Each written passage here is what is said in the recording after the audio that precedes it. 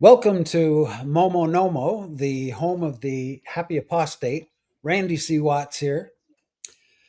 And I am so excited for today's show because I have an incredible guest on.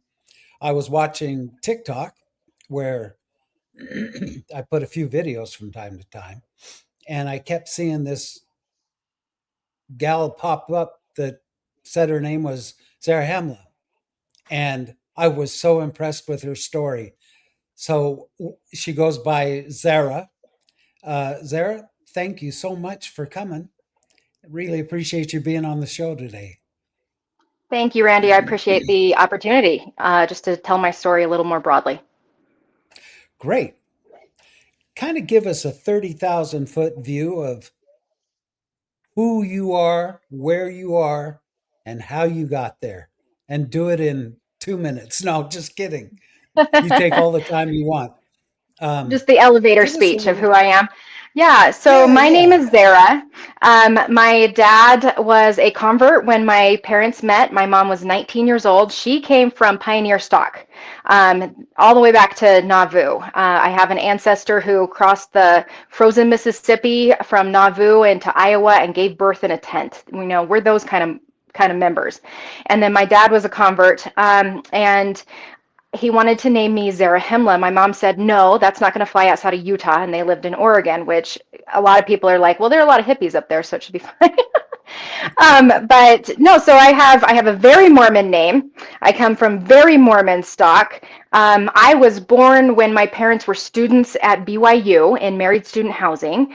I attended BYU. I'm about as Mormon as you can morm, and so for me, I never thought that I would be at the place that I am, having left the church.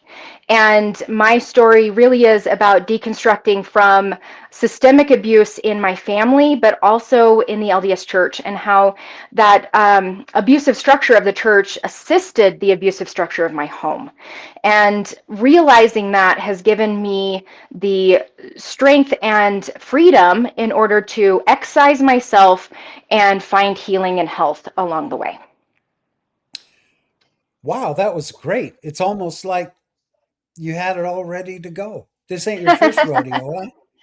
I've been doing these TikToks for about 4 months now, and honestly, that's the message that I want to convey, is that there are significant reasons why people feel that they need to leave. I fought for my testimony. I fought for my membership, and ultimately, it was the realization that it was hurting me and that it was preventing my ability to perform daily tasks physically, emotionally, mentally, spiritually. And so for me to leave really was a surrender and saying, I can't keep fighting anymore. I have to let go so that I can pay attention to myself and what I need as an individual. You bet. So, where are you living now, and what is your status with the LDS Church? So I'm living in Cheyenne, Wyoming. My status, I guess, legally on the church records would be that um, I'm just not attending. And so I've not removed my name from the church records. I don't really feel a need to do that because I feel like by saying, "Hey, don't look at me anymore," then I'm saying um, that has power over me. That might change. Maybe at some point I'll want to remove my names from the records, but honestly, until they force me out, I'm going to stay. I think that culturally, I'm a Mormon. My ancestry is LDS. I'm a Mormon. My whole life, I have identified as a Mormon, and the church wants to say, "Oh, we don't use that term anymore." But come on, I came of age during the time when we had the "I'm a Mormon" campaign. I happily Right? claim being a Mormon. And so it is a significant part of my identity. I don't think that ends just because I'm not part of the current church culture. Well, I think that's well put. And you know what? I'm the exact same way. I'm still a member of the church. I guess I just don't care enough to do the paperwork to have my name removed. And I know people say, well, get your name removed so that they can't count you as a member, but they're counting everybody else that they possibly can. So What the It's heck? kind of funny to me, honestly. It's kind of like we're pulling one over on them because it's just like you can say you have 17 million members, but we know the truth, and the truth is that it's significantly less, possibly even one third of that. And so, nah, I mean, if they're going to count all of the kids that they baptized in South America who were part of like soccer clubs, they can count me too. I was a member my whole life. It's fine. There you go. Yeah, me too. I was in there. Well, I still am. I'm Yeah. 66 years. Oh my gosh. So, I know I can't help this whole getting old thing. I've tried to stop and stop and stop, and I just keep getting older. Um, It's a and good it's thing. It's an stupid. accomplishment. So, I'm kind of the same way. When secretly, deep down inside, I kind of hope they come knocking at my door one day, you Hmm. know, from all of these videos that I do. And by the way, on all of my videos, whether it's a YouTube like we're doing now, or TikTok, which, we'll have portions on there too, but all the videos that I make, we're just telling facts. We're just telling it like it is. Yeah. And the church shouldn't be too intimidated when people are telling their facts, but they are. And of course, now we're considered apostates if we even talk about the church in the public. Right. But I And kind of hope they come knocking on my unfortunately, door. unfortunately, that's just the take that the church has decided to present. They could do it so much differently, where they have a humble approach and they try to understand why people might be leaving and try to fix things and apologize. That's a possibility, but it's never going to happen. And when Wait, did you say apologize? Did I hear you say apologize. the word Oaks apologize? specifically said the church will never apologize. And to me, that is so anti Jesus Christ that it is just mind numbing that can be the official church stance that is so anti Christian and goes against everything that I learned as a member of the LDS church that in That's order to make amends you've got to apologize first. That's funny. I just recorded a video this morning about this very thing, about how, the church might be able to retain some of its membership because now it's hemorrhaging members. Hmm. They might be able to retain some of their membership if they would just become humble, like Christ taught. Hmm. Apologize. Tell the people you're sorry whom you've offended greatly. And, and then Oaks comes out and says, "Yeah, sorry, Charlie, no apologies from us." So that tells No. me that they don't think that they have anything to apologize for and that they retain their perfection status. Yeah, so that's Right. pretty sad. Well, and when we were actively taught that this is the literal Church of Jesus Christ on earth, that the general authorities have a line directly to God, and they will never do anything. They will never do anything contrary to God, or else they will be removed from this earth. That's what I was taught. I don't know if that's what you were taught, but that's what I was taught. And they taught that for so long, and now they're just trying to backpedal and say, well, there are some commandments that are temporary. That one threw me when Oak says, oh, there's some commandments that are temporary. And I turned to my husband and I said, you know what? That just means that they're planning on changing things and they want an out. They're building an out in order to change things pretty drastically. And I think in the last year or so, we've seen a lot of those changes. Haven't you been taught as you grew up, though, that God is the same yesterday, today, and forever? And Always. yet, Yes, of course. and yet, he sure changes his mind a lot with these prophets, doesn't he? Well, And and then that's where they come in and say that's continuing revelation. That what was good for them back then is not good for you now, and so we're going to change it up. well, let me ask you about Revelation. Have you seen ever any of our modern day prophets?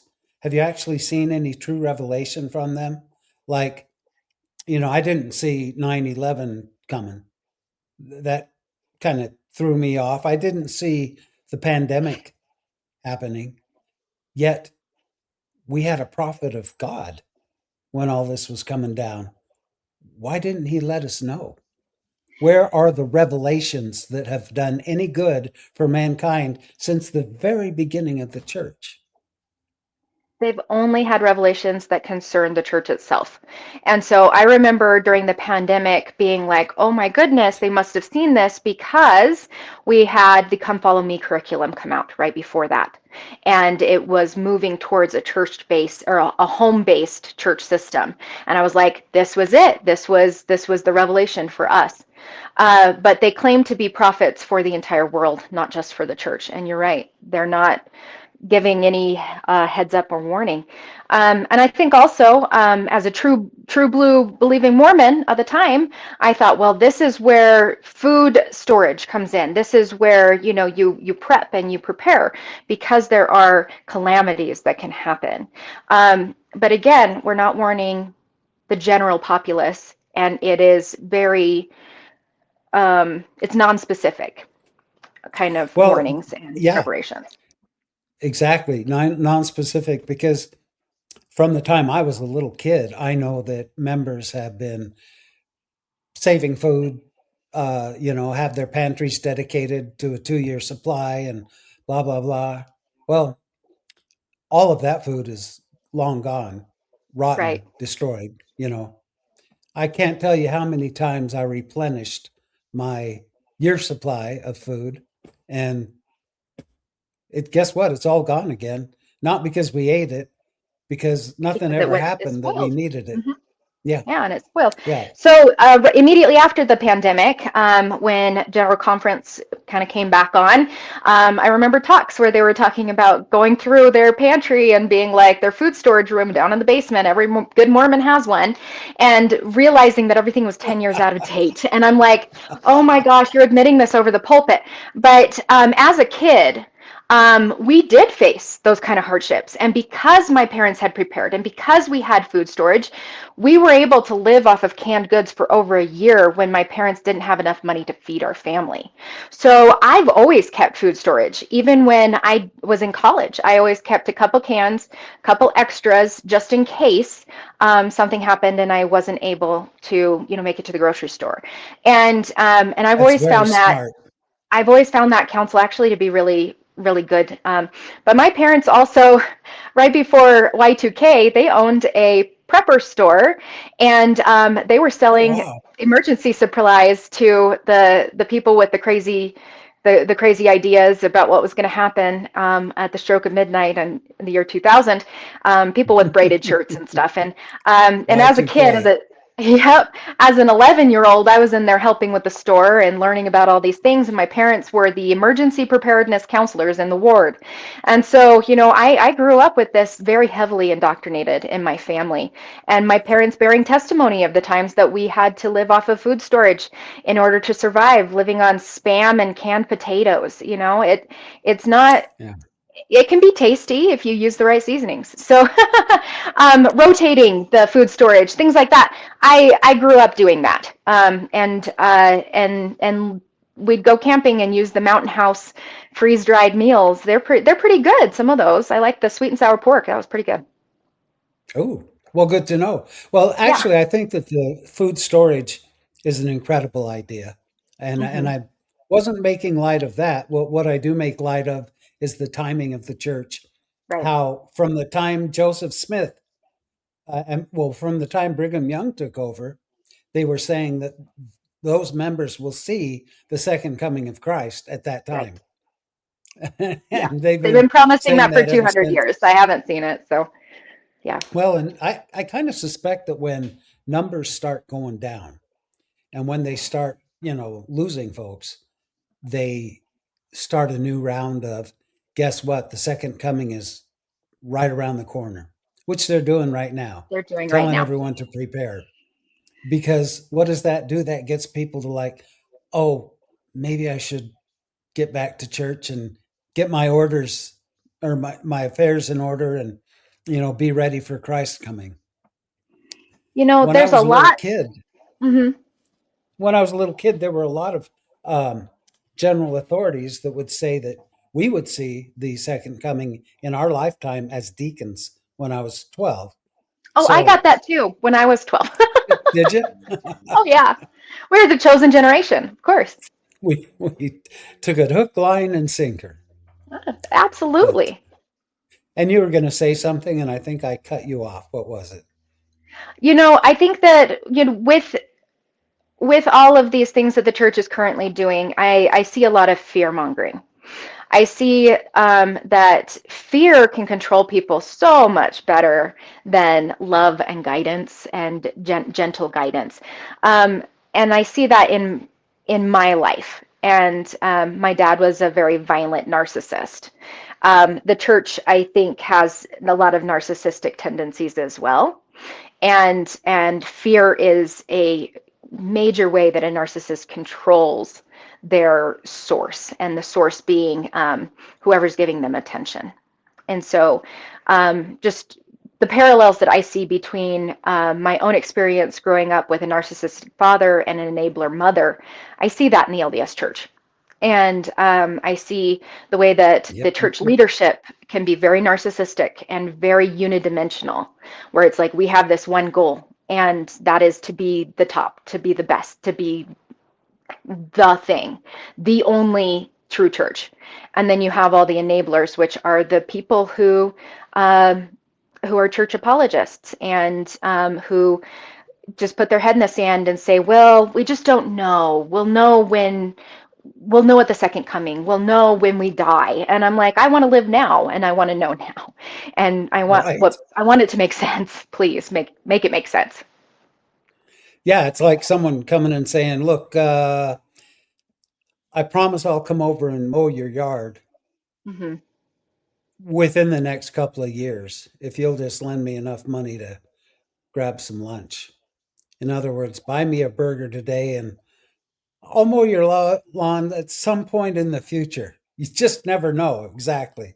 And that's kind of how I feel it is with the church. They keep saying, this is happening, this is coming, better repent, better get your tithing paid, cling, cling, cling, because that seems to be a biggie, have your tithing paid, Absolutely. be temple worthy Be so that temple you worthy. can, Be on the yeah, covenant go in path. and learn all the things you need to learn in that temple to get by the veil when you get up Well, there. and going with the lawn mowing analogy, I think it's more like, well, if you pay me, I'll mow your lawn, but first you have to pay me enough to buy a lawnmower.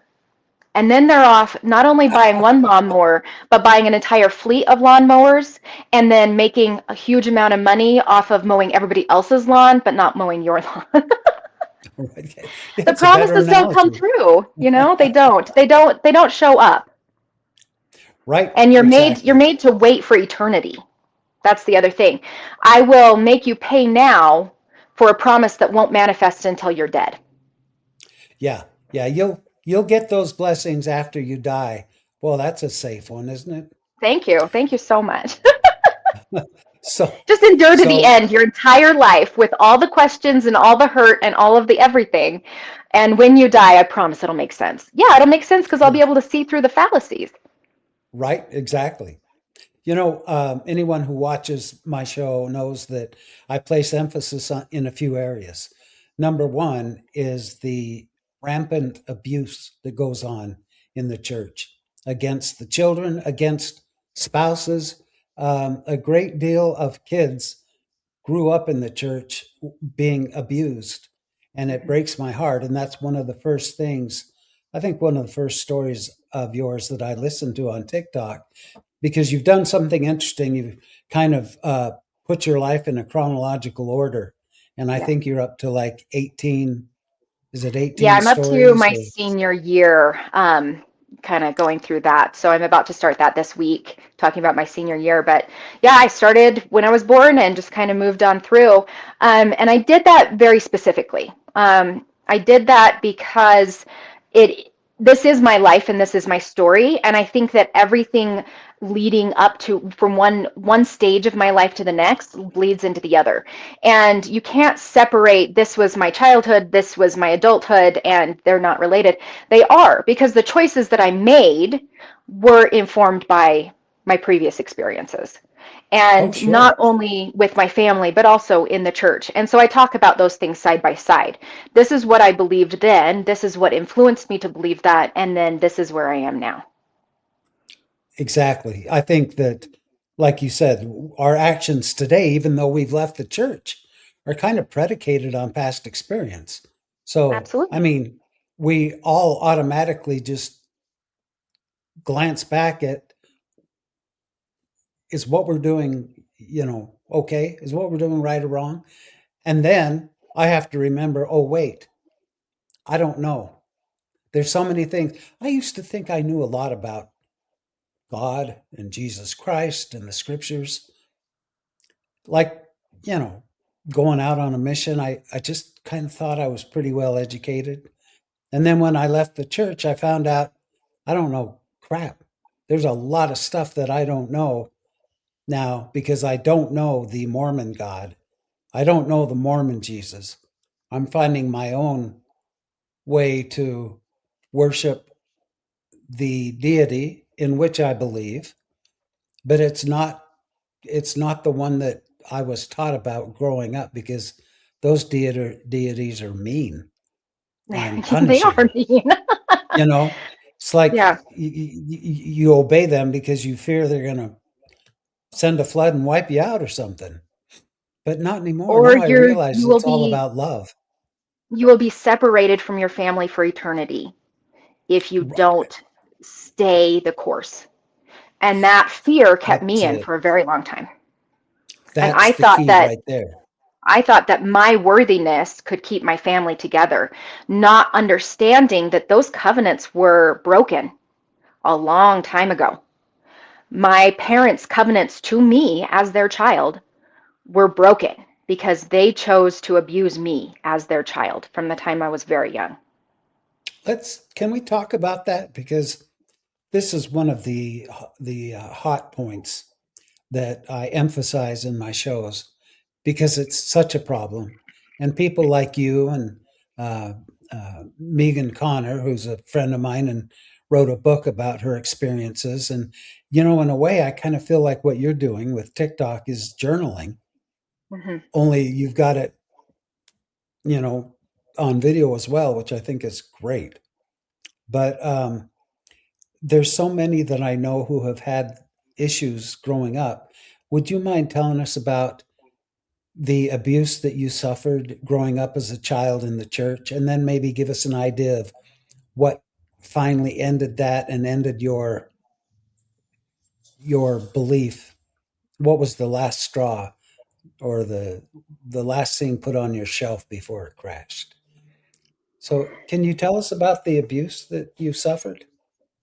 So, when I was small, we were spanked, which I think that's a parenting choice, and a lot of parents in the 80s made that choice. I think that was kind of standard, to be honest. But by the time I was about 5 or 6 years old, it was more than just a swat. We were being beat routinely, and it was not just hands. It was typically it was a hanger, like a plastic hanger, or when I got a little bit older, it was Hot Wheels tracks that we were being hit with. We were also hit with brooms until they broke. So this was an everyday occurrence. It wasn't just sometimes. It was an everyday occurrence. There was something that happened. My mother was disabled. She had a 53-degree curve in her spine. She had 8 children in 12 years. She physically was going through it. And Wow. she couldn't keep up on the housework where you've got that many children. And so it was all the kids' fault. We were so messy, we were so naughty, we refused to help, and it was our fault. And so my dad, being the good patriarch he was, would come home, line us all up in chronological order, so oldest to youngest, and spank us all because obviously we'd all done something naughty. And then the ones who he thought were most guilty, he'd spank harder.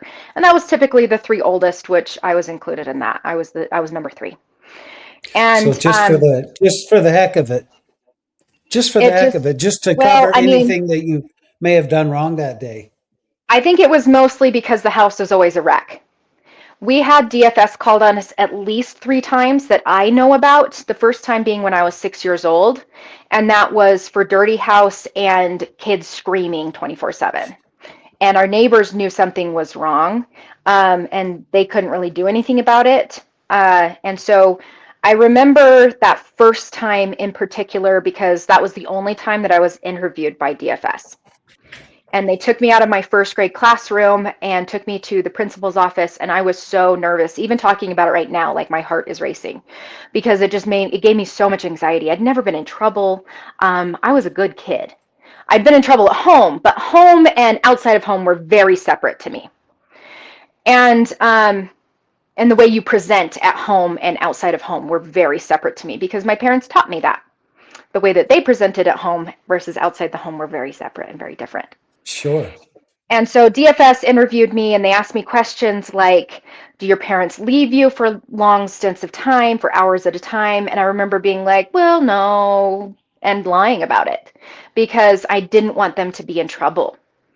And do your parents hit you? Well, they spank us because we're very naughty children. Well, do your parents, neglect you? And they were asking these questions in such a way that I felt attacked and I felt like I was going to be in trouble. And then at home, Well, sure. yeah, Because I mean, I was 6 years old.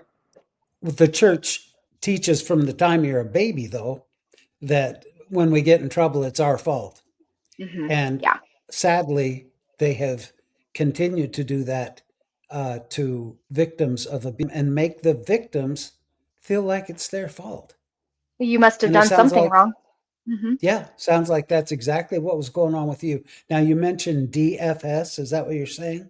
Yeah, the Department of Family Services. So it's called different things in Okay. different states, but in Illinois, it was Gotcha. called the Okay. Department of Family Services. Yes. And Okay. Good. so at 6 years old, my mother was actively coaching me and saying, well, if you go into foster care, you will never see your siblings again.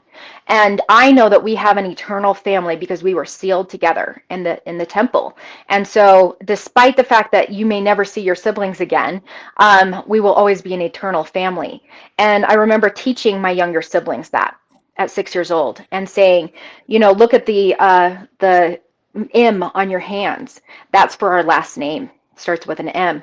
And then you can always look at that and know that that's where you come from and that we love you and you're part of this family forever. And I really leaned into that. And I was like, if I am the one who says something that gets us taken out of the home, then I'm responsible for breaking up the eternal family. And I did. I took that responsibility on myself. I was very fearful. I I can understand why. I get that you were. Um, and just as a funny note, when you said an elm on your hand, I guarantee you that everyone listening to this started checking their hands to see if they had an M too. Yeah, I think most people do. I Um, turn it upside down and it's a W, so there for you go. Watts. So There yeah. you go. But yes, So so you are this was active conditioning that my mother sure. did, and meanwhile, the house was filthy. We grew up with garbage and flies, and my mom couldn't do it. My dad felt like when he got off work, he was done for the day, and all the parenting and that he was willing to do was just to yell at us and hit us and get us to do it. So I think that my parents were stressed out, chronically overworked, and didn't have enough money to take care of the children that they had, but they kept having them. How old were you when you realized that you were being physically abused? I think I knew when I was 6 years old, but I buried it.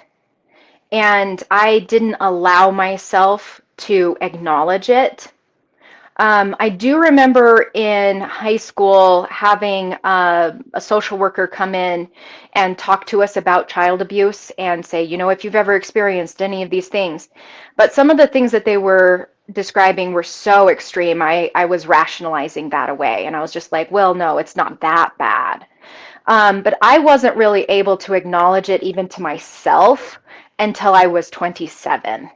And I met my Mm, husband, who had previously worked as a public defender. And he was saying, no, these things are really bad. like really, really bad. And I was just like, are you sure? And he's like, yeah. And I was like, okay, all right. And then I was able to say it out loud for the first time. But the That was conditioning is probably cathartic for you to be able to kind of get that it out, huh? it was, but it's also it's very frightening. It's very frightening to say, I suffered an abusive childhood, and I had my childhood stolen from me by physical, emotional, verbal, and sexual abuse. That is a frightening reality to face. And it's easier to pretend and say, well, it's not that bad. It's, yeah, you want to bury it because that's something you just don't want brought up to the forefront of your life. Right. Uh, so if you continue on, I think we kind of left off where you're 6 years old, Mm-hmm. and I know that I've also read about some sexual abuse that happened as well. So I'll Yes. let you continue with your story. So I developed very rapidly as a child. I went through puberty like in one summer. At the end of fourth grade, I was flat chested like everybody else and looked like all my peers. And my older sister had gone through puberty, but she had a big growth spurt beforehand. I didn't have that. I was 5'2" at 12 years old, and I've never grown since.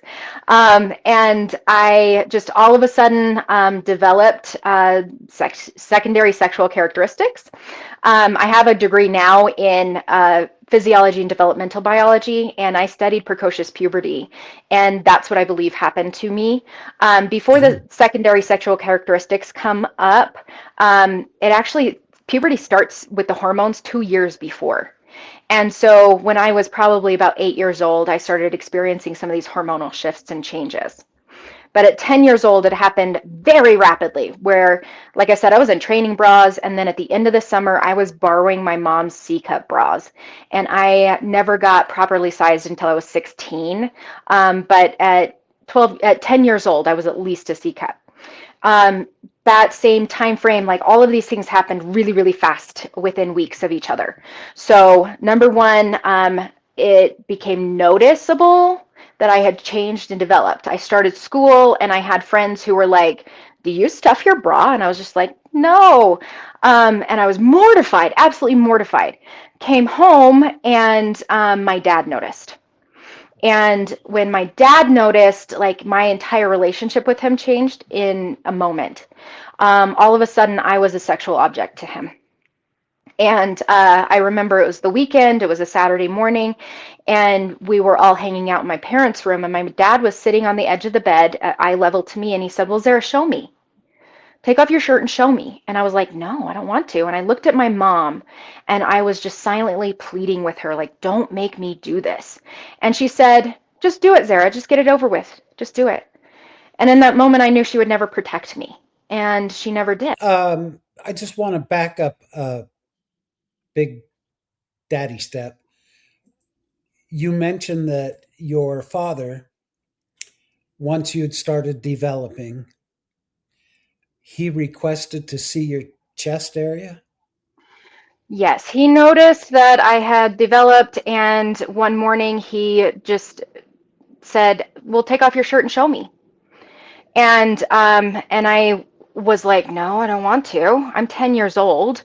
I was incredibly embarrassed about my development. And I turned to my mom, who was on the other side of the room, and I just looked at her pleadingly, like, don't make me do this. And she said, just do it, Zarah, just get it over with. And so I didn't have a choice. And I held that shame for a very long time, that somehow I was complicit in this. I I I don't know what kind of a dad would ask his young vulnerable daughter to show him her chest. I just, I mean, I have daughters, and I would just, the humiliation. Why on earth? Why on earth would a man do that, especially with someone who's as young as you were. What is Hmm. that telling you, and how is that shaping your little personality and disposition? Thinking that someone you love and trust can ask you to violate something that is so sacred to a young girl like that. So I'm sorry that you had to go through that. And, I don't know what the end goal was with that other than just him having a morbid curiosity, but he went on to joke about, oh, well, I should have been taking pictures of you every day in order to make a flip book of your development.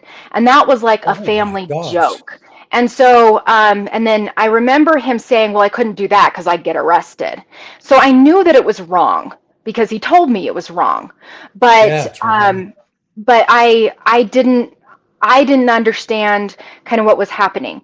What did end up happening to me is that I felt like just having a body, I became a sexual object to all men, and all men were dangerous. And that haunted me for decades. Just thinking that my body was inherently wrong, and a temptation to all men, including my own father, and that it was going to get me into trouble and put me in positions where I would be uncomfortable or I would be hurt. Wow. So you mentioned that your mom got sick It was around and that it was the same time frame. So within weeks of this happening, my mother got very, very ill. She had gallbladder attacks for years, but this one was catastrophic, where gallstones actually ripped her common bile duct apart, and she was leaking bile into her abdomen. so anyway, your mom got sick and you actually got in trouble because you went to I went to school school that day.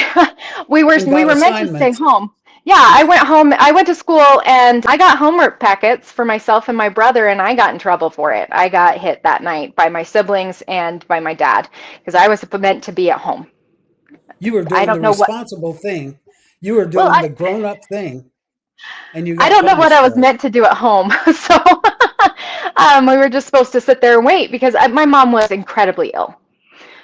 Incredibly, incredibly ill. And that night, my dad was at home with us kids. And so our house was a dirty house.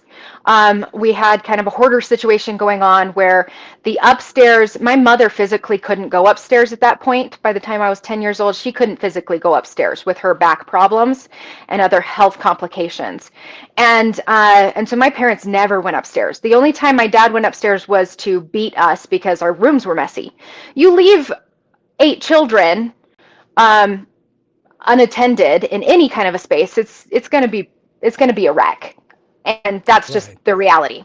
It was still hot enough that I had a loft bed, and I didn't want to sleep on that. We didn't have air conditioning inside. This was a house that was built in the 1860s in Illinois, and it was hot, and it was very hot upstairs. So what I would do in the summertime is I would make myself a little nest out of blankets on the ground, and I would just sleep on the ground all summer. And I was still doing that. And I knew that I wasn't allowed to go to school the next day, so I was up late reading. And then I went to bed, and it would have been past midnight. It was very late at night. And I heard someone coming up the stairs, and it woke me up. And he came into my room, and it was my dad. And I was really afraid because I thought he was coming to beat us and make us clean the whole house in one night. Like, this has happened before. This was not atypical for him. But instead, he laid down next to me on the ground and attempted to put his hand down my panties. Oh no. And in that moment, I just froze. And all I could do was kind of grab his hand and say, no. I didn't know what else to do. And lucky for me, he didn't push it and he left. But I kept that in for decades. I kept that in for 25 years. My mother she wasn't going to help me. My siblings weren't going to help me. I didn't know what to do about it, and he never came back. But I laid awake the rest of that night, afraid that he would come back either to finish touching me or to get up and beat everybody and make us clean the whole house. Either one was bad, and I didn't want either thing to have happen. But it was really scary, and I lived in fear for many years that he would make more attempts. Uh, Where did you yeah. fall in line in the kids as far as age? So I was the third from oldest. I have an older brother or an older sister, an older brother, and then I have five younger siblings. At the time, my older sister was 12 and or not 12. If I was 10, she would have been 13 and I was 10. Did they have any of the same issues or problems, or had he kind of selected you to be the victim? So all of the girls were definitely groomed from a young age. My dad would have us sit on his lap and he would give us cuddles and kisses and he would grope us in inappropriate places from the time I can remember. And he would say, well, Oh, girls need extra cuddles and kisses because I read in a scientific magazine that if girls don't get extra cuddles from their dad, then they're going to be promiscuous and get it from someone else. So this is a good thing for you to get your cuddles and kisses from dad. Meanwhile, my brothers begged for him to physically give them affection, and he just thought that was gross. It was gross for a dad to hug and cuddle boys. So it was but all it's four of us fine girls. for a girl. Oh, Yeah. Oh, it was necessary ridiculous. for a girl. Yeah. But the Holy boys, smokes. no. Did you did you have a desire to tell anybody about it? No, Because I at that felt young age, you were probably scared to death to say anything. I knew my dad's propensity for violence. And I knew that, we'd had DFS called on us before, the Department of Family Services called on us before, and unfortunately nothing had happened with those cases. But then also I was heavily conditioned to think that if I said anything or did anything, that I would be removed from the house forever and that I would be breaking up our eternal family forever. And it would be my fault. So I couldn't Sure, say anything. No. understood. Yeah. What he was an active priesthood holding member of the church, correct? He was an active priesthood holding member of the church, and very much there was the inside the home what we did, and then there was the outside the home what we did, and I literally felt like a separation of my identity. And so by the time I was a teenager, I had a really hard time integrating these two halves of myself. As an active member, I served in three bishoprics, and I know that what you see of a family in church is a whole different ball game than what goes on behind closed doors. Did your dad have a particular position in the ward, a calling? So my dad would say that whenever it came time for new leadership callings to be divvied out, he would make sure to go in and tell the bishop, I used to be a heavy drinker, and sometimes I still think about doing that. And he would kind of sabotage any chance he had for leadership. But when I was in my 20s, he was put into the elders quorum presidency, and I know eventually he was called into. The high priest's quorum. But in terms, he never served in a bishopric or anything of that nature. Gotcha. Because I worry when someone like that has access to other children, and maybe he's one that just kept it to himself and his home and his kids. Um, I I mean, think I he did. hate to say And hopefully, but well, I have a fair amount of evidence to that.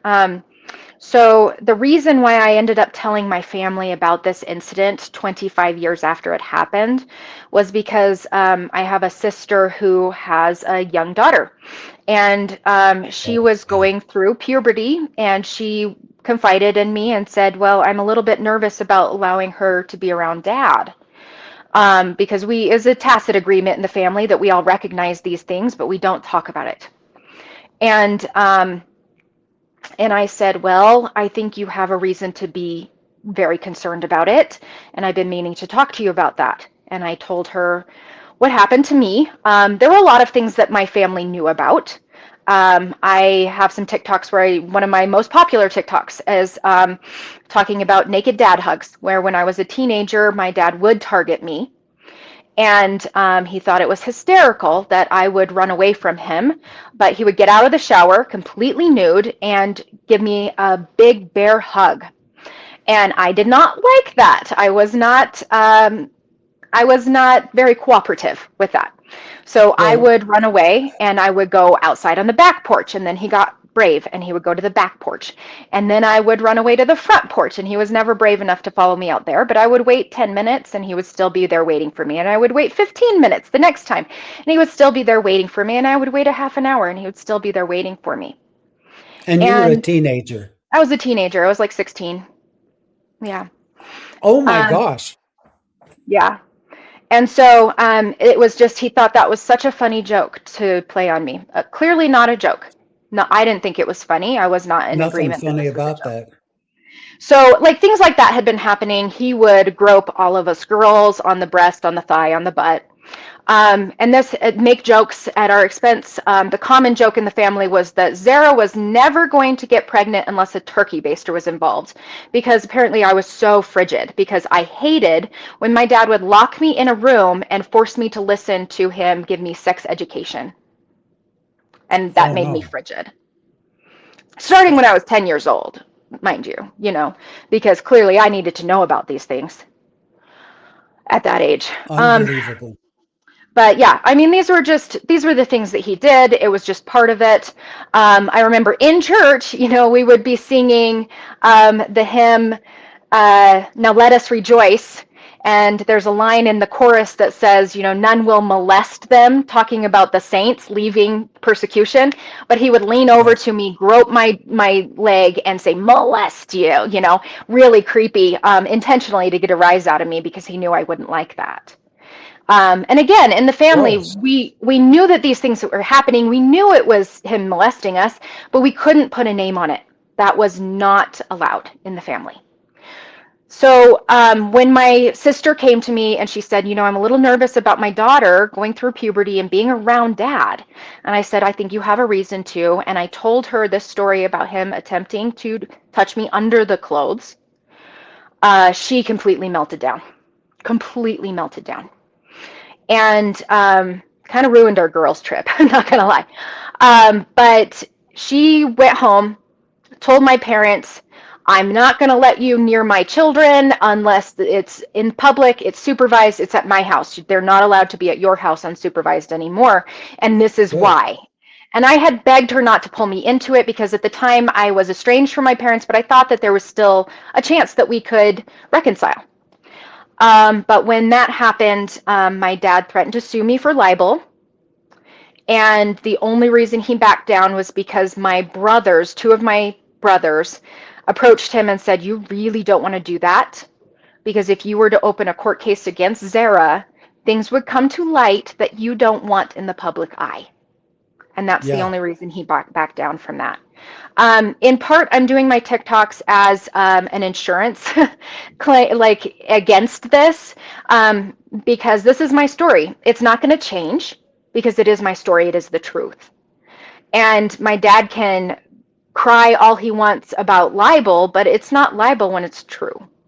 So on my TikTok, I never tell my maiden name, my current married name, or the town in Utah where my parents still live, because it's a very small town, and they have a community presence, and it would be very easy to find them from very little information. Have you thought about contacting the police, law enforcement, or at the very least, floodlit.org and reporting that? Because there's no statute of limitations when it comes to molesting kids. And what your dad did is at the very, very least molestation. But I look at it as complete sexual assault. And I'm so heartbroken that you had to go through that. Has it crossed your mind to maybe contact the police? I honestly, at this point in my life, I know that there's no reconciling with my dad. Um, but my siblings still have a relationship with him, personally and a work-related relationship. And one of my brothers approached me and said, please don't send dad to jail. I need his business connections. And maybe you think that's a little selfish, but um, I honestly, I feel like my dad's going to have to answer to what he did at some point in this existence or the next.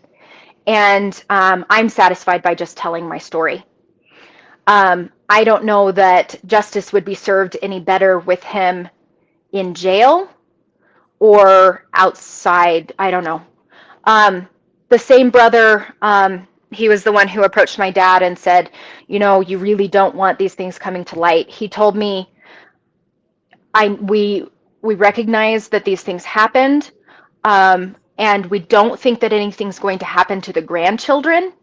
But if by chance, these children were my dad's biological children, yeah, we could see that happening again. So like if my parents had adopted my niece and nephew, for instance, then if they were there 24/7 and my dad felt that these were his children, then even years later, my brother was admitting that, yeah, he thinks that would still happen. How old So is your dad now? my dad will be 66 this year. Which is exactly my age. Mm. Um, and your mother knew about this, you She think? knew she knew about a lot of it. I've never spoken to her specifically about that time when I was 10 years old. But the way that she responded just weeks before that and saying, "Oh, Zarah, just get it over with. Just show him." Yeah. I I feel like there were a lot of things that she turned a blind eye to. Well, And I that know with the physical abuse, she absolutely turned a blind eye to that, for sure. sounds like it. Yeah. So Um, this you were 16. What brought this to an end? Was it you Me moving leaving. out? Just me leaving. Yeah. The last time he forced me to show him my naked breasts was when I was 20 and I'd had my breast reduction 20. surgery. I was 20. And he wanted to see how they looked after having more than a kilo of tissue removed. I had a lot of tissue removed.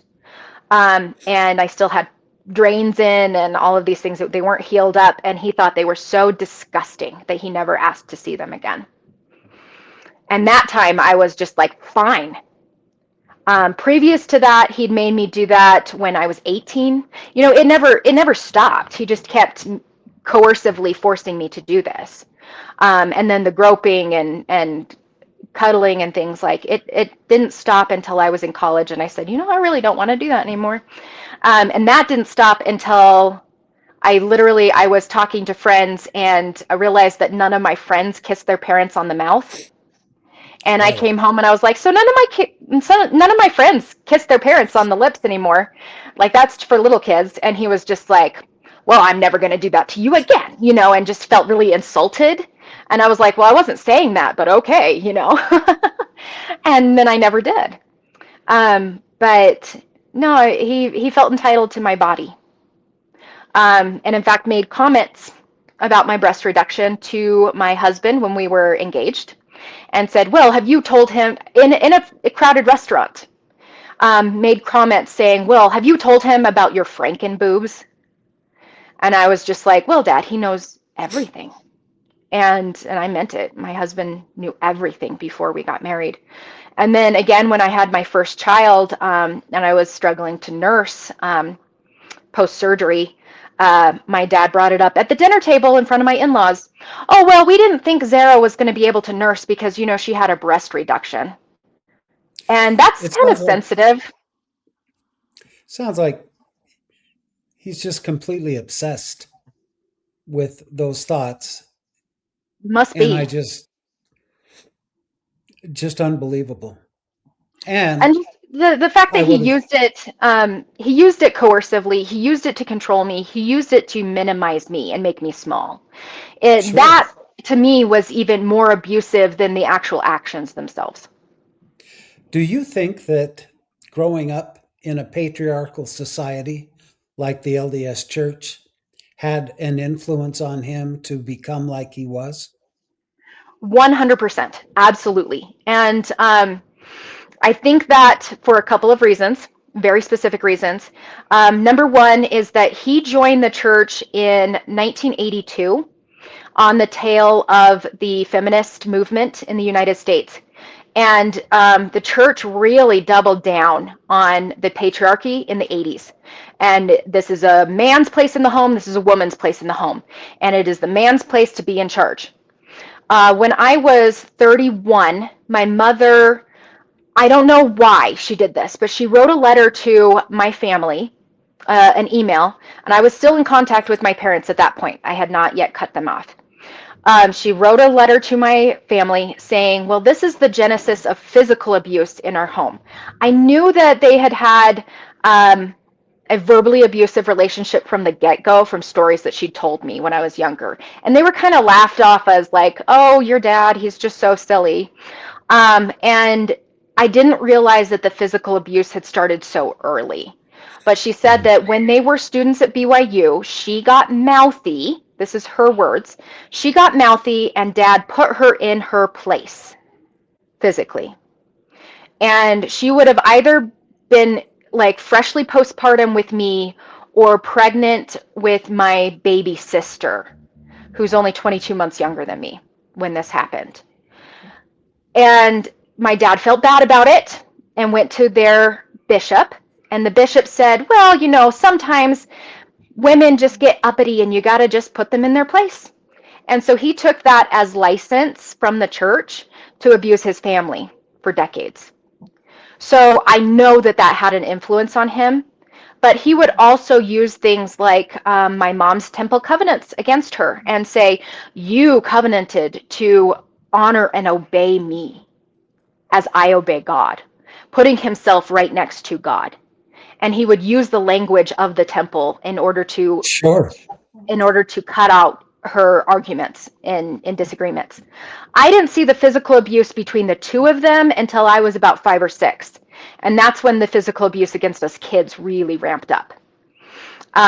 And then he stopped physically abusing her.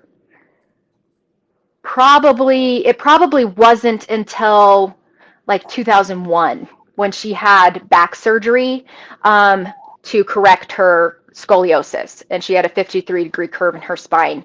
She had 2 titanium rods put in, 20 screws to straighten her spine. She gained like 2 or 3 inches in height from straightening her spine, and I think that's when the physical abuse Wow. stopped with her. But the emotional and verbal abuse never stopped, and it never stopped with Well, me. this is so common. I look back at the very first time he went to the bishop feeling guilty. And the bishop, what did he do? He swept it right under the carpet. You Right. know, you're a priesthood holder. Let's not cause any trouble with you. Hmm. It's, you got to get control of those women. And And that's I don't know if such a he's ever problem confessed today. anything else. I have no idea, but there has never been any kind of a church led uh, discipline for my dad. Yeah. Well, that's the story of so many cases is that it goes no further than the bishop because Hmm. the bishop calls the church hotline, who is simply the church attorneys, you know, Hmm. Kurt and McConkey. That's where the hotline goes to. And all they care about is the church liable? Can they drag us into anything? And do we have to call the police? Because if it's not a mandated reporting state, you don't have to call the police. So they do everything they can to keep this kind of information from going to the law enforcement. They try to keep it a little secret within the church and sweep it under the rug and place the guys in positions to molest again. So that's and They that do. Just blows me Absolutely. away. And that continued with my younger sisters as well. And in fact, my youngest sister had a court case against my dad, and it did get swept under the rug. And my dad considers himself completely absolved because there were no legal implications from that. And my sister was removed from the home for a time, but forced back. So, no, there was nothing ever done. We're going to put your contact information in the comments for your TikTok. And Sure. we're going to put floodlit.org for people, any of you who are listening and saying, hey, this is sounding familiar. We'll put somewhere where you can call or report that's not the bishop. That's one thing I try to tell the members of the church. Do not call your bishop. Don't call any church leaders. They're not interested in any discipline of any man who's doing this stuff. They're interested in their reputation, and they'll cover up whatever they have to. So we'll be sure and put that information in. I, I can't tell you how much my heart hurts for you for having to go through all of these experiences. It's There's just no words to say how disgusting this is that women have to go through this. And obviously, it stays with you through life. It And does. Yeah. you have found what's cathartic for you to, be able to get it out, get the message out, put it on your videos as kind of a diary or a journal of Hmm. sorts. Just I respect you so much for enduring all of that and still being sane and being a good mom to your kids. So let me ask you, what was it that took you out of the church? When did you say, well, that's it, I'm gone? Well, I think it's interesting that you said, I'm still sane, but I have dealt with anxiety, depression, complex PTSD, and recurring trauma my whole life. And it wasn't, so when I was 22, I experienced a very long portion of time where I was running on extremes. I was sleeping maybe 4 to 5 hours a night. I was going to school at BYU, working out at Dugway Proving Ground as a government contractor, and commuting back and forth every day while also overwhelming myself with extracurriculars and jobs. And so I endured this period of intense stress, and in January of, let's see, 20, I want to say it was 2010, January of 2010, I began to experience something called conversion disorder, which is also called FND, functional neurological disorder. It would take me 10 years to get a diagnosis. But one day I was just exhausted, and then the next day I couldn't walk. I was having extreme vertigo, and I was having non-epileptic seizures. And it really shut me down. And so this condition kept up for a long time, and it wasn't even that. That didn't even make me stop and think maybe something's wrong with me. I plowed through, and I continued with the church, thinking that if I'm faithful enough, if I am giving enough service, if I'm giving enough of myself, that God will hear my pleas and He will heal me, because that's what we're taught in the church. And at the time, mental health struggles were really swept under the rug. That wasn't something that was advertised, and it was seen as you're not being faithful enough. And if you just forget yourself and serve, you will be relieved from this. And It's so I kept the pushing, and demons. it is. You keep pushing, keep pushing, keep pushing. So I kept pushing. And later that year, I went through the temple for my own temple ordinances, and that's a whole story. But I really thought with the initiatory that I was washed and anointed, and that my body would heal because I had shown worthiness in order to go there and do those things. And still, I wasn't healed. And as I got older, I just kept pushing harder and harder and harder. And I got to the point where when I was 25, I had a literal, real mental breakdown. I was having daily panic attacks. I was really struggling. I was in a financial crisis that I couldn't get out from underneath, despite the fact that I was working 40 plus hours a week. And my parents had the knowledge and ability financially to help me out of that, but they didn't. Instead, they gave me like a temporary loan in order to help me through one situation, which pushed me into another. And it just, dominoes effect. I went to my bishop and I said I was planning on asking for church assistance so I could feed myself. I was down to like $70 a month after paying all my bills, and I didn't have enough money to actually eat and survive. And so I went to my bishop and I was planning on asking for church assistance, but I chickened out and I decided to serve in the temple instead. So I kept pushing myself further and further and further. And it got to the point where I was having daily panic attacks. I couldn't work anymore. I was actually given an ultimatum, either get better immediately or you are going to get fired. And so I said, you know what, I'm going to quit. And I called my dad and I said, can I move back home? And he was so happy. He was so happy to have me move back home. And so for about a year, I lived at home. My dad covered my car payment so I wouldn't lose my car. And then I started slowly getting better. I was seeking out medical specialists, trying to figure out what was wrong with me, didn't know what was wrong with me. And through that time, as I was actively trying to get better, my dad, in the classic narcissistic pattern, was love bombing me, love bombing me, love bombing me. And then he was like, no, you're better now. Why are you a loser living in my basement? And so I was just like, you know what? I've lived through this too many times. I'm going to get out. So I moved from Utah to Colorado in a 2-week time frame of like being yelled at by my dad and then leaving. And moved in with the YSA bishop, who happened to be one of my best friends from college, her dad. And so I knew him. I'd known him for a decade at that point. And I was just like, do you know anybody who I could move in with? And he said, well, no, but it's easier to do it if you're here. Just come move into our daughter's room. And they had some other people living with them too.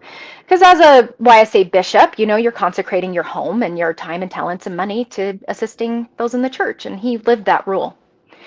And my dad didn't like this. And so when I came home 2 weeks after moving to Colorado, for my brother's mission farewell, my dad told me that he was telling everybody I knew at church, everybody who had known me since I was 12 years old, that I was homeless, living out of my car, and sponging off of friends. In the evening, I approached my dad. I was 25 years old. I was like, I have some gumption now.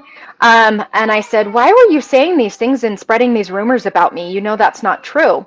And he said, well, it is true. And what's worse is that you are worse than a crack whore because at least a crack whore has an apartment. And he felt Oh completely my gosh. justified in saying that. Yeah. And so that was like the final break between me and him. But the verbal abuse and emotional abuse continued for years. And when I was 27, I met my husband. We got engaged and married when I was 28. And my dad didn't like that either. And he would say, well, do you still like him? Because you can get a divorce and move back home anytime. And he was really critical of my husband. Well, a few more years go by, and I was having some doubts about the church. In 2019, the big conflict with the whistleblower and the church finances came out, and I was just disgusted because the church had hundreds of billions of dollars, while people like me were not able to eat and were guilted into serving in the temple instead of receiving church aid. That really was a big crack in my shelf. And then there was just recognizing that I had experienced abuse from my parents. My dad, very overt abuse, and my mom in just tacitly going along with it. And I started going to therapy, and I was trying to work on my relationship with my parents because my mother pulled back from me a lot when I got married and when I had my first baby. And she didn't want to acknowledge that my husband was a good father, There was an incident that happened in our brand new house. We just bought a house, had a baby, and my parents came to visit, and my dad refused to remove his shoes in my house. And it was never about the shoes. It was the fact that he wanted to control my environment, even though I was married with a child and a home that I just bought. As crazy as And it is, Sarah, it sounds like your dad is jealous of any man that you love. absolutely. And he would say, from the time my older sister got married when I was 16, she was 19, and she moved to England. And he said, well, I'm the silverback gorilla and I got to beat my chest and let these boys know who, is the boss. And he did that with all of my sisters and their spouses. But things just sort of deteriorated, especially after the pandemic, when I realized that me putting my butt in a pew every week and taking the sacrament at church wasn't the thing that was the fire insurance that I thought it was. I thought I Right. was just going to spontaneously combust if I didn't put my butt in a pew every week. And I realized that I had some really unhealthy thoughts about it. And I've been going to therapy for a long time. In 2023, I started going to my psychiatrist, and I really started breaking down the CPTSD. And the entire goal of that was to help me find a cure or some kind of relief from my conversion disorder. I was having these non-epileptic seizures multiple times a month, and that's really hard when you've got little children.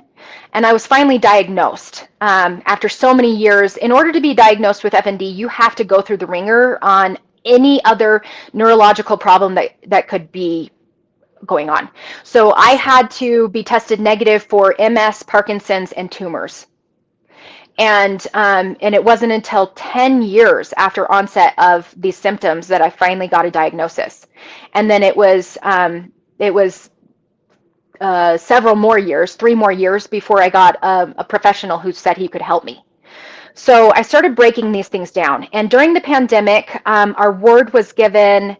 We had our budget, and the ward was given money to give uh, every child a copy of the Friend magazine. And I was like, this is wonderful. I remember reading that when I was a kid. But I started How reading these generous of you. articles. How generous of them. So much church budget. Right. But I started reading these articles, and I just go into it blind and start reading them to my then 3-year-old. And I was just like, I'd have to stop in the middle of an article and just be like, this isn't what I want to teach my 3-year-old. And I remember one in particular was about tithing. And keep in mind, this was right after that whistleblower. We found out about the church's assets, extreme hoarding of money. Yeah. And this article was about this little girl who had saved up her money for something she really, really wanted. And she finally had the amount. She was going to go buy it. But her mom said, hold on, you don't actually have that amount of money because you have to give 10% to the Lord. And so she tearfully paid her tithing instead of buying the thing she really, really wanted and saved for. And I talked to my husband about it afterwards, and I was just like, I don't like that. I don't feel good about that. I had stopped paying my tithing, and we agreed that we weren't going to pay another red cent to the church. I was still active, though, and I still had a temple recommend. Um, but at that point, things started unraveling pretty quickly. And when the church studied the New Testament, I think was that 2021? I was just gonna I'm sorry, but I was just gonna throw this clip in real quick Sure. based on what we're talking about. If a Hmm. destitute family is faced with the decision of paying their tithing or eating, they should pay their tithing. How about that? Yep. I can't Yep. believe that that was spoken.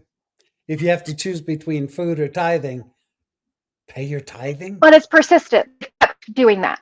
They've kept talking about that even after the whistleblower. Um, and I remember that October of 2019, my husband was like, well, maybe they're going to address this at conference. And I was like, no, they won't. They never do.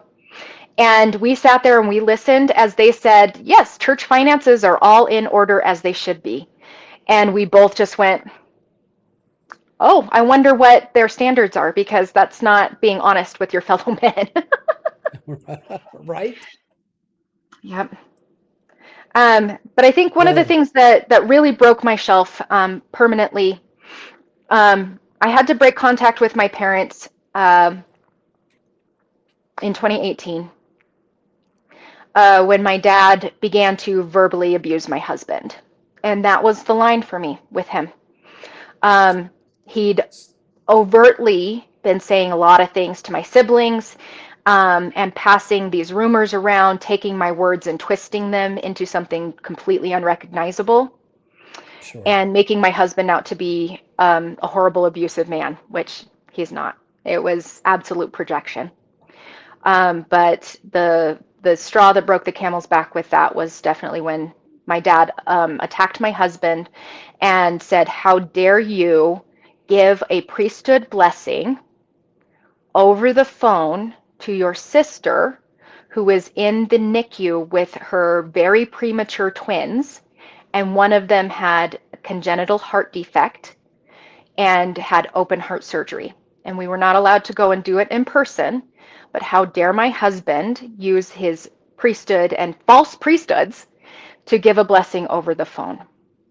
And I was just like, "No, you're trying to hurt me by hurting my husband and using the church against me." And I said, "No, I'm not going to do that. This is a really sensitive time for our family, and I need a break from you."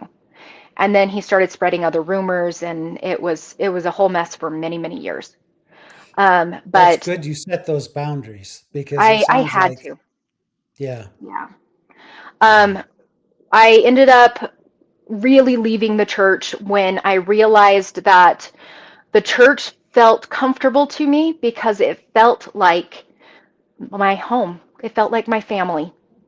And specifically, the narcissistic tendencies of my dad, the narcissistic tendencies of church leadership, the enabling tendencies of my mother, the enabling tendencies of church apologists, and for the rest of everybody, my siblings and the church membership, brush it under the rug, just put your head down and stay the course.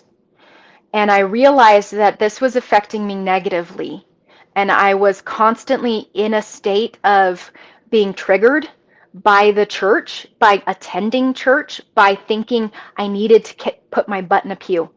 I was diagnosed with obsessive compulsive personality disorder and scrupulosity, where I, honest to goodness, thought that if I did good things and good things were happening in my life, it was because I was being blessed for being faithful. If I had bad things happen to me in my life, including my ongoing health problems, it was because I wasn't faithful enough. And I had to double down and keep going. And when which I is finally, a cult mentality. it sure is, unfortunately. Yeah. When I finally made that connection and I realized this is incredibly unhealthy for me to continue participating in the LDS church, and I wasn't going to be able to go through any kind of a healing, my healing journey had stalled. And I realized that I wasn't going to be able to continue that healing journey until I cut out the church. And then I had a lot of heartburn because I knew that I would lose my entire community. And that was really a hard pill to swallow. Hmm. But about a year ago, so January of 2025, I finally said, you know what, I'm going to just stop. I'm just going to stop going. At that point, I was kind of inactive anyway. I was only going maybe once or twice a month because I refused to go when they were teaching Sunday school about the Book of Mormon. The Book of Mormon was gross to me. I'd gone down the rabbit hole of studying church history, and that actually started because I started studying the historic Jesus, and then that led me to go, well, if the LDS Church is founded on the real church that Jesus Christ founded, then I'll find answers to who historic Jesus was in church history. And then I started looking into church history and went down that rabbit hole, really started investigating polygamy. I've read a lot of books, gone through a lot of podcasts. And then I started listening to like Mormon stories and realizing I'm not alone in this. Other people have experienced these same things, whether it be the systemic abuse of the church, systemic abuse in families, and then feeling lied to about church history. and feeling deceived by church leadership. And I just realized I can't be part of an organization that makes me feel so disgusting to be associated with. Amen. And I needed some space. And I'd already been through it before. When I cut off my parents, it literally felt like cutting off a limb.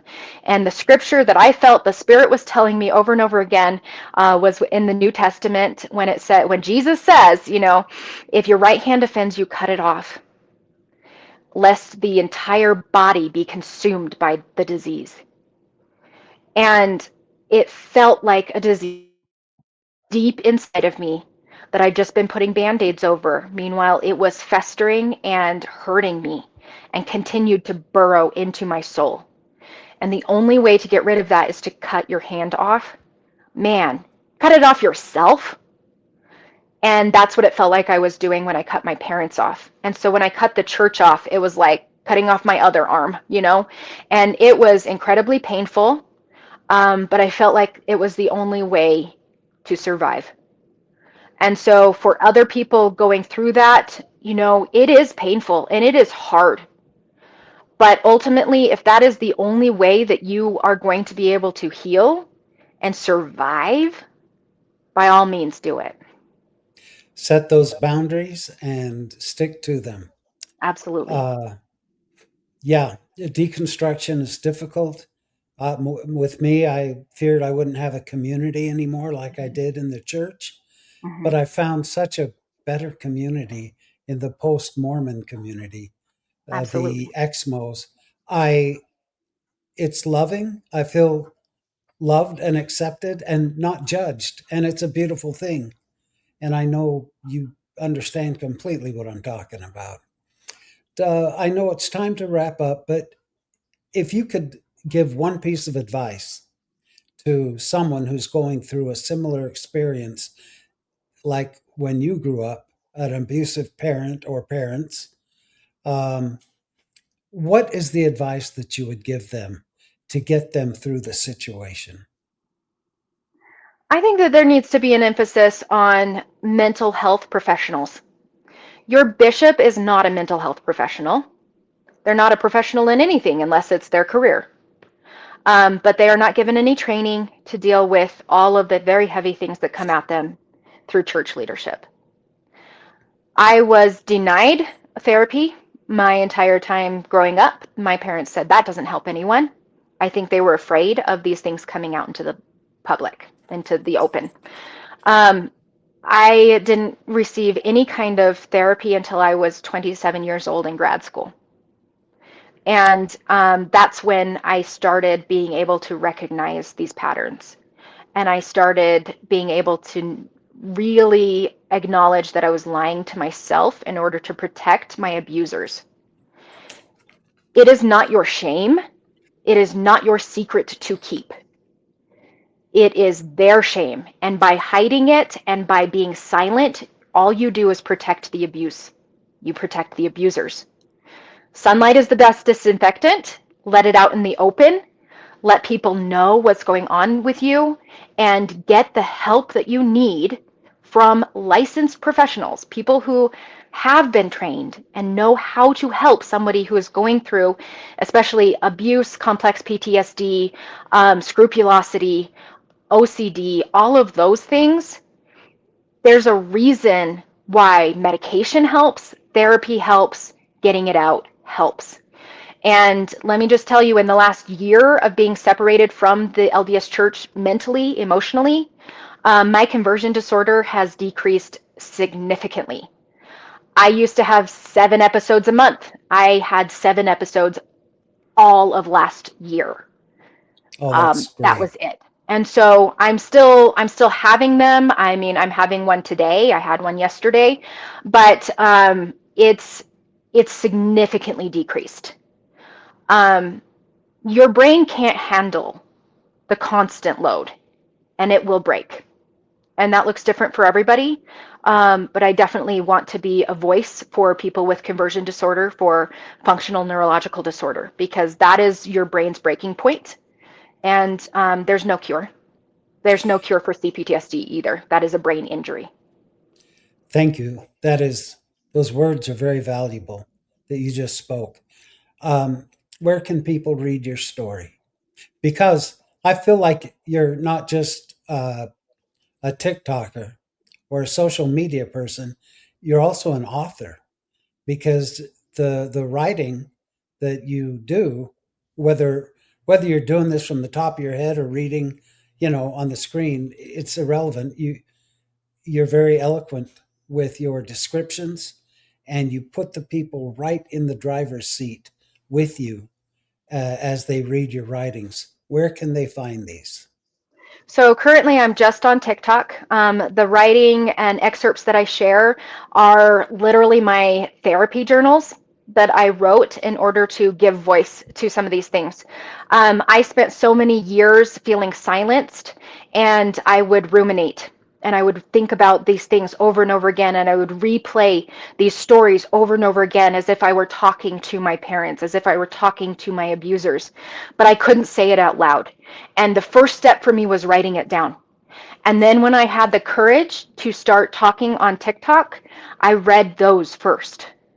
And then I couldn't write fast enough, and so I started sharing my story just in story time format. But I have continued writing, and I, would love to write a book at some point. But right now, I'm working on just getting my story out there, because eventually this is going to come across the screen of my parents, and I could be sued again. I could be threatened with lawsuits again. So it's very important to me that I get my story out as quickly as I can. So I'm doing 1 to 2 TikToks a day, just telling my story, and that's the only platform I'm using at the moment. Well, it sounds to me like your parents would be foolish to try to uh, threaten you with lawsuits when there's no statute of limitations for what your dad did to you. No, So there isn't. No. so he better walk very gently and carefully when he's around you, and adhere to your boundaries, or you could turn around and hurt him a whole lot worse than he could hurt you, which he deserves. He deserves, but that's, of course, a very personal thing and up to you. But And be that as it I, may, I have no animosity towards him anymore at this point in my life. As far as I'm concerned, I buried him. there you And go. I am a living orphan. I'm an orphan with living parents. My mother, I have very low contact with, very occasionally, and unfortunately, I'm not sure that relationship is ever going to recover. So, um, she's incapable of acknowledging what she's done. I'm sorry. So the name of your TikTok channel is Zarahemla, right? I'm Zarahemla sorry, my zero, I little. think is what it popped up as. So Zarahemla zero will get you Okay. there with the number zero. But yeah, look me up, and my entire story's there.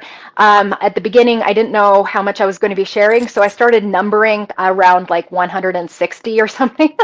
So people say, well, how do I do this? Because some of them are penned in different places, but I am going to go back and edit and try to get them in a little bit better order so people can find the whole story.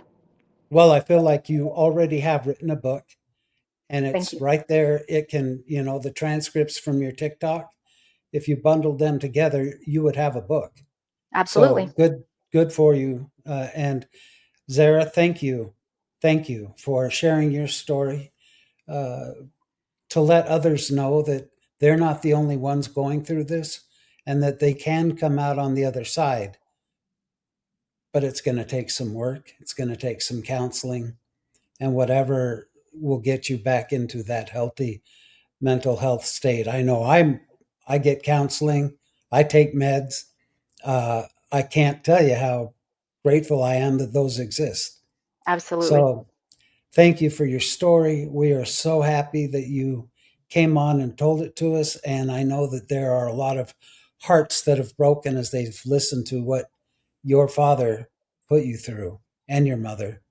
But it looks to me like you're a successful mama and wife, and good for you. Thank you so much for coming on the show. We'll put your links in the description. And people won't have to look you up. They can just click on the link and get to your TikTok. Perfect. Thank you so much, Randy. I really appreciate what you're doing and the good work that you're doing, spreading just this information about people and trying to get people connected. Thank you. Sure trying. Okay, Zarah. Thank you all for listening. Be sure and hit like and subscribe, and be sure to go to Sarah's TikTok channel because you'll find that it's very intriguing and that it's very well put together. Have a great rest of your weekend, y'all.